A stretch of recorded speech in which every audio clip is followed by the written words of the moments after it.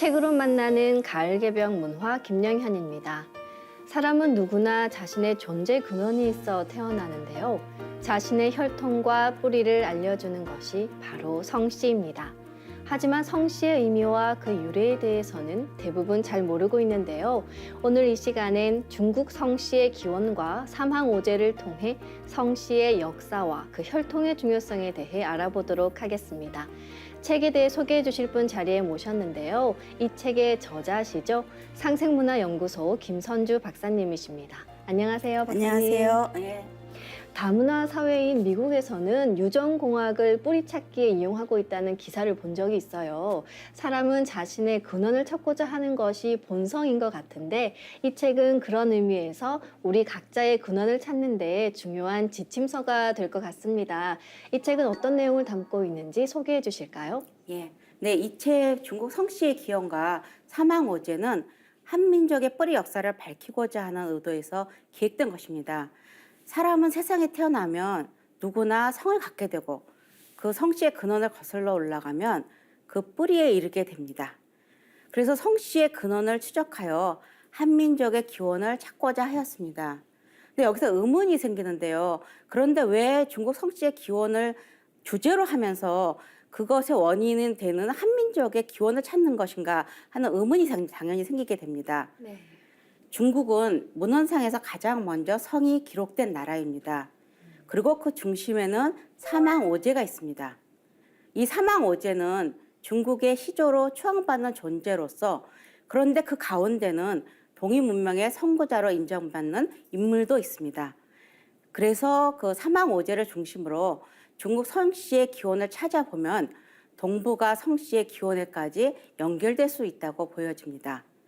그래서 이 결과로서 그들의 뿌리 역사는 동이족의 뿌리 역사로 거슬러 올라감을 이 책에서는 알 수 있었고요.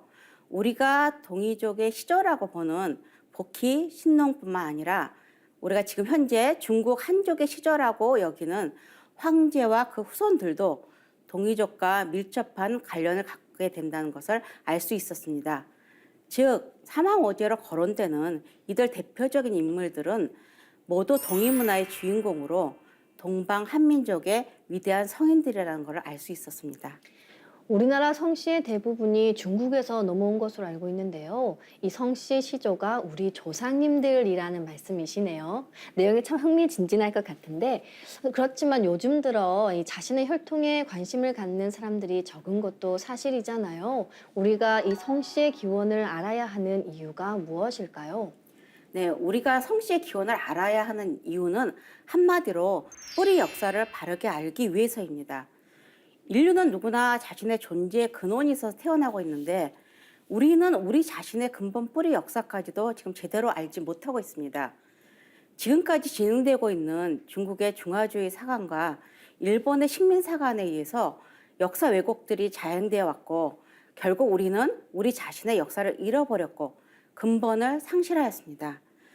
자신의 역사를 잃어버린 민족은 미래로 나갈 수 있는 동력을 갖지 못합니다. 그래서 모든 생명이 처음으로 돌아가는 원시반번이라는 그 우주의 천리에 따라서 인류 문화의 결실은 동북 간방의 조선어부터 다시 시작되게 됩니다. 그런데 지금 한민족의 현상을 보면은 상고시대에 찬란했던 그 역사를 잃어버렸습니다. 심지어 중국에 의해서 정통의 지위를 상실하였고 역사도 왜곡되어 지금은 그 근본 뿌리조차 찾을 수 없는 지경에 이르게 된 것입니다. 이러한 중국의 한민족 역사의 왜곡은 아직도 동북 공정을 위시한 중국의 역사 관련 공정들을 통해서 지금도 진행되고 있습니다. 이로 인하여 우리의 역사뿐만 아니라 인류 전체의 뿌리 문화마저 그 자체가 상실된 것입니다. 지금 원시반번하는 가을 개벽기를 맞이하여서 이제 우리는 왜곡된 역사를 그대로 받아들이고 있는 현실을 반성하면서 자신의 뿌리를 회복돼야 합니다. 이 성씨의 뿌리를 아는 것이 단순히 한 개인의 일만은 아니라는 말씀이시네요. 인류가 이렇게 성씨를 사용하기 시작한 것은 언제부터인가요? 네, 그 원시 사회에서는 모두 혈연을 중심으로 살고 있었으므로 이러한 사회를 집단을 시작자 사회라고 부르는데요. 이때는 규모가 작았기 때문에 같은 조상을 가진 혈연끼리 모여 살았으므로 이름이 따로 별로 필요하지 않았습니다. 그런데 이러한 시적사회도 점차 세대가 거듭됨에 따라 인구가 증가되어 한 조상의 자손이라도 더 가까운 혈연끼리 모여 살게 되는데, 이러한 시적사회는 더 많은 시적 집단으로 갈라지게 됩니다. 그리고 이러한 시적 집단은 혈연이 가까운 다른 시적 집단들과 공동으로 사회생활을 하는 것이 유리하고 군사적으로도 강한 힘을 발휘할 수 있기 때문에 이들은 또 다른 사회를 만들게 되는데, 이러한 사회를 부족사회라고 부릅니다. 부족사회는 다른 부족과 결합하여 또 부족국가를 이루고, 이러한 부족국가들은 또 다른 부족국가들과 합쳐서 부족국가연맹을 만들게 됩니다. 그래서 규모가 점차적으로 커지게 되었습니다. 이렇게 됨으로써 그 이전의 시족사회에서는 시족을 지칭하는 이름이 별도로 필요하지 않았으나, 이러한 부족국가연맹에서는 조상의 다른 집단이 모인 사회에서 각각 자기 시족을 가리키는 이름이 바로 필요하게 된 것입니다. 그런데 이때는 글자가 없었기 때문에 자기 자신의 시족이 살고 있는 강이나 산, 이름으로 시족의 이름을 삼았습니다. 이것이 바로 성의 시작이라고 할 수 있습니다. 이렇게 성이란 한 가족을 대표하는 특정 부호입니다. 각골문에서 보면은 성의 자형이 출생할 때 생으로 이루어졌습니다. 그리고 이러한 자형은 전국시대에 이르러서 여자의 여자와 출생의 생이 결합한 성이 출현하였던 것입니다. 이렇게 보면 성은 여자와 출생이 결합하여 나온 글자입니다. 성씨의 시작이 혈통과 관련이 있다는 말씀이신데요. 박사님은 책에서 이 성과 씨가 다르다고 하셨어요. 성과 씨가 각자 무엇을 뜻하는지 설명해 주실까요? 네, 중국의 이 성씨에 대해서 잘 연구되어 있는 통지 시종약이라는 책에서 보면은 하상주 3대 이전에는 당시 여자를 성으로 불렀고 남자를 씨로 불렀다. 여자를 성으로 부른 중요한 이유는 근친혼의 방지를 위해서이고, 남자를 씨로 부른 이유는 사회적 지위를 의미하는 데 있었다라고 되어 있습니다. 이렇게 성과 씨는 서로 다른 기원과 기능이 있습니다. 우선 성은 목의 시적사회의 토템의 근원을 두고 있고, 씨는 북의 사회에 생긴 분봉제도의 근원을 두고 있습니다.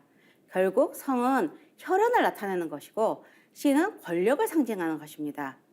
예를 들어서 중국의 성은 토템과 밀접한 관련이 있습니다. 하나라의 시조인 우 임금의 어머니인 모친인 수기라는 사람은 율무라는 식물을 마시고 임신하여 우를 낳았다라고 되어 있습니다. 그래서 하나라 우왕의 토템은 율무가 되는 것입니다. 또 하나 그 밑에 상나라는 상나라의 시조의 설의 어머니인 간적이 목욕을 하다가 제비의 알을 집어삼키고 설을 낳았다고 합니다. 그래서 이때 그 모태가 되는 그 사상은 자성, 그러니까 제비가 되는 것입니다. 성은 목의 사회에서, 씨는 북의 사회에서 유래했다고 하셨는데요. 참 재밌습니다. 그런데 아까 말씀에서 이 씨는 북의 사회에 유리한 분봉제도의 근원을 두고 있다고 하셨는데 조금 더 구체적으로 설명해 주실까요? 예, 지금 말씀하신 것처럼 씨는 성보다 늦게 생겼고, 그 기원은 통치자에 의한 분봉제도의 기원을 두고 있습니다. 분봉이란 건 무엇이냐면 봉건제도의 일부입니다. 그러니까 주대의 봉건제는 지방의 제후를 임명해서 제후국을 두고 그들이 스스로 지방 자치적으로 통치를 하는 제도입니다. 이렇게 분봉은 제후를 임명하는 행위를 통해서 이루어지는 것입니다.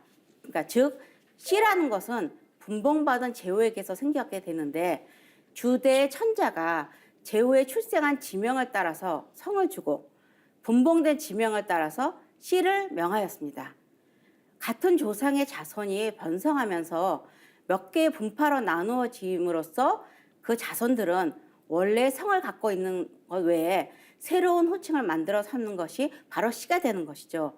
따라서 씨는 성의 분파이고 성은 씨의 근원이 되는 것입니다. 그러니까 지금까지 중국 사람들이 사용하는 성씨 중에 거의 대부분은 성의 파생에서 나온 시로 이루어졌습니다. 현대 성이란 것은 사실 따지고 보면 고대의 시에 해당되는 것입니다. 시라는 것은 바닥저와 근원이 같아서 이 바닥이라는 뜻에서 관적이라는 의미도 파생되었습니다. 이 시는 주로 국명이나 지명에서 따왔습니다. 그래서 지금도 많은 한족들은 자신의 성을 가지고 2000여 년 전에 조상이 살던 거주지를 찾을 수 있을 정도입니다. 그래서 성씨의 나라 이름이 유독 많은가 봐요. 말씀하신 것처럼 성과 씨가 의미하는 것도 또 시작한 것도 분명히 다른데 지금은 이 성씨를 하나로 해서 사용하고 있잖아요. 그리고 또 부계를 중심으로 성씨를 정하고 있는데 언제부터 이렇게 된 건가요? 네, 그 모계 사회에서 부계 사회로 전환되면서 성과 씨가 통합된 형태를 되었습니다. 그 전에는 성이라는 것은 혈연을 상징하고 씨는 권력, 지위를 상징하는 거였다면 이때부터는 성과 씨는 혈연과 권력을 다 상징하는 것입니다.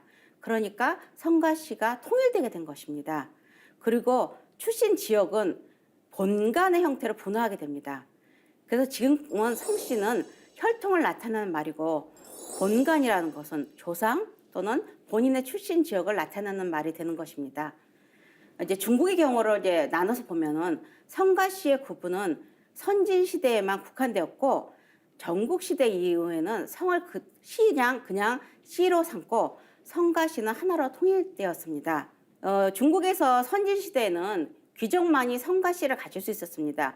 귀족만이 혈연과 지위의 의미를 다 가지고 있었는데 평면은 이에 비해서 성은 가질 수 있었으나 씨는 가질 수 없었습니다. 그런데 전국 시대가 되면은 씨는 낭명되었기 시작되고 진나라가 육국을 멸하고 천하통일을 이루자 이러한 분봉 제도를 폐지하고 성과 씨는 하나로 통합되었습니다. 네, 이 성씨의 유래에 대해서 지금 알아봤는데요. 성과 씨가 어떻게 다른지 명확히 알 수 있었습니다. 이 중국 성씨의 기원은 삼황오제로부터 기원한다고 하는데요. 삼황오제가 어떤 분들이신지 설명해 주실까요? 네, 동아시아 사상에도 까마득한 먼 옛날을 이상적인 시대로 규정하고 그 시대로 회귀하려는 원시반번의 특성이 보입니다. 고대 동아시아 문명을 인류의 황금시대로 보는데 그 동아시아 삼황오제의 시대가 바로 그 황금시대에 해당된다고 본 것입니다. 그런데 삼황과 오제가 누구인지에 대해서는 현재 견해가 일치되지 않고 있고 고대에서 지금까지 여러 가지 문헌상의 견해가 나오고 있습니다. 문헌에 기록된 삼황오제의 개념부터 일치되지 않고 그 인물조차 각각 다릅니다. 그리고 이 삼황오제의 의미에는 어떤 역사적 사실과 함께 철학적 혹은 종교적 의미도 내포되어 있는 실정입니다.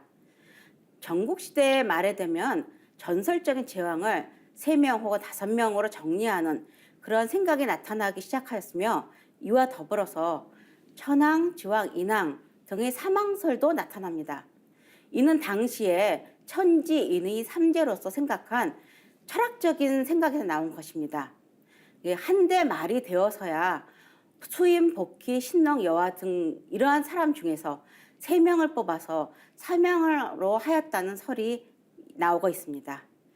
지금까지 말한 것 같이 사망에 대한 정의는 일정하지 않습니다. 근데 지금까지 나와 있는 문헌에서 보이는 것을 대충 정리해 보면 복희, 신농, 황제를 사망으로 보는 설과 복희, 신농, 여화로 보는 설, 복희, 신농, 수인, 그 다음에 이거와 다르게 인물이 아닌 천황, 지왕, 인왕 혹은 천황, 지왕, 태왕 이렇게 보는 설이 있습니다. 근데 여기서 우리가 하나 볼 수 있는 것이 옛 고제 가운데 사망으로 거론된 인물은 복희와 신농이 공통적으로 들어가고 있음을 볼 수 있습니다.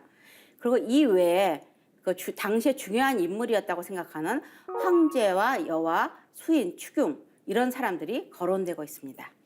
삼황하면 전설 속의 인물로 여겨지곤 하는데 실존했던 역사 속의 인물임을 다시 한번 확인할 수 있겠습니다. 그럼 오제는 어떤 분들인지 마저 소개해 주실까요? 네, 오제에 관해서도 문헌마다 그 내용이 조금씩 다릅니다. 그런데 황제와 요순이 대표적으로 거론되고 있고 그 외에 뭐 소호라든지 전옥 등이 포함되기도 합니다. 특히 황제는 오제는 물론이고 사망에서도 거론되고 있는데 이는 황제를 자신들의 시조로 받드는 중국인의 의식과 무관하지는 않다고 봅니다. 사망 오제가 누군가에 대해서는 견해의 차이가 있지만 대표적인 인물로 황제, 복희, 신농, 유화, 순을 드는 데는 이견이 없습니다. 사망 오제에서 복희와 신농은 사망을 대표하는 인물로 황제는 사망과 오제에 다 거론되고 있고 요수는 사망 오제 가운데 오제를 대표하는 인물로 등장하곤 하고 있습니다. 이렇게 사망 오제로 거론되는 복희, 신농, 황제, 유화수는 대부분 동이족과 밀접한 관련을 가지고 있습니다. 이 성씨의 기원이라는 삼황오제가 동이족과 연관이 있다는 것이 참 흥미롭습니다. 진시 황제의 이 황제라는 호칭도 사실 삼황오제에서 유래했다고 하잖아요. 여기에 대해서도 좀 설명해 주실까요? 네, 동양에서 황제라는 칭호는 진시 황제로부터 시작되었습니다. 그래서 자신을 시황제, 황제 중에 처음에라고 하는 거죠. 기존 중국에서 가장 최상위 군주의 호칭은 주대까지는 왕이었습니다. 그러니까 주나라의 천자만이 왕의 지위를 가졌습니다. 그런데 춘추 전국시대를 거치면서 주나라 천자의 지위는 바닥에 떨어졌고 모든 국가가 서로 왕을 칭하는 정도에까지 이르렀던 것입니다. 진시 황제는 기원전 221년에 이때까지 전국 7홍으로 나누어서 싸우던 중국 전토를 통일하면서 중국 최초의 통일 제국을 건설하였습니다. 그는 불로장생을 추구하고 있고 또 중국을 통일한 진의 시황제가 어느 나라보다도 더 뛰어나다는 칭호를 받고 싶었기 때문에 사망오제에서 사망에서는 황을 따고 오제 중에서 제를 따라서 황제라는 칭호를 만들었던 것입니다. 네, 황제라는 호칭에서 중국인들이 삼황오제를 어떻게 생각하고 있는지 짐작할 수 있는데요. 그럼 먼저 이 삼황 중에서 으뜸이신 태호복희 씨에 대해서 알아보면 좋겠습니다. 네, 태호복희 씨, 그러니까 복희는 한마디로 동양 철학의 아버지이자 인류 문명의 창시자라고 칭하지고 있습니다. 지금부터 5,500년 전에 배달의 5세 태호의 환흥의 막내 아들이었던 태호복희 씨는 하도를 그려서 음양오행 사상의 기틀을 마련하고 팔계를 지어서 주역의 원리를 구성하였습니다.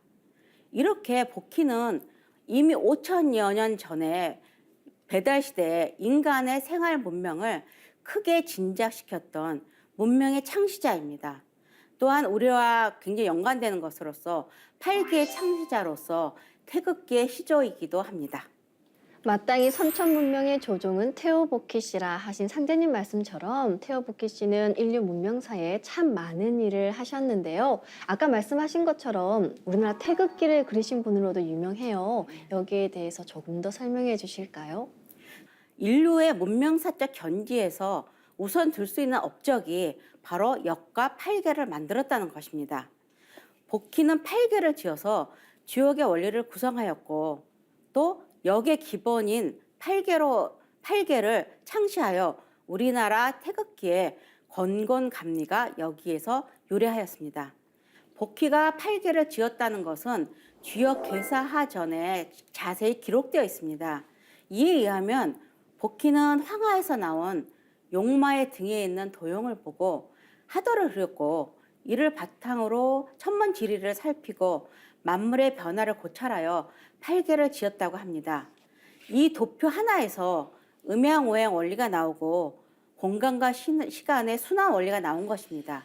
이와 더불어 복희는 예를 제정하였는데 그로 인해서 결혼 제도가 이루어졌고 또 실용적인 면에서 그물을 만들고 수렵과 물고기 잡는 등을 가리키는 등 문명사적으로 많은 공헌을 하였습니다.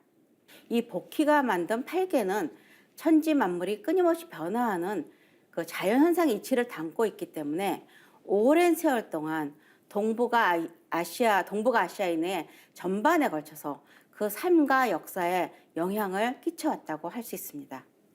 네, 지금까지 김선주 박사님을 모시고 중국 성씨의 기원과 삼황오제에 대해 알아봤는데요. 누구나 가지고 있으면서도 잘 몰랐던 성씨의 개념과 유래에 대해 알 수 있는 시간이었습니다. 다음 시간에도 김선주 박사님을 모시고 중국 성씨의 기원인 삼항오제에 대해 더 구체적으로 알아보도록 하겠습니다. 박사님 감사합니다. 감사합니다.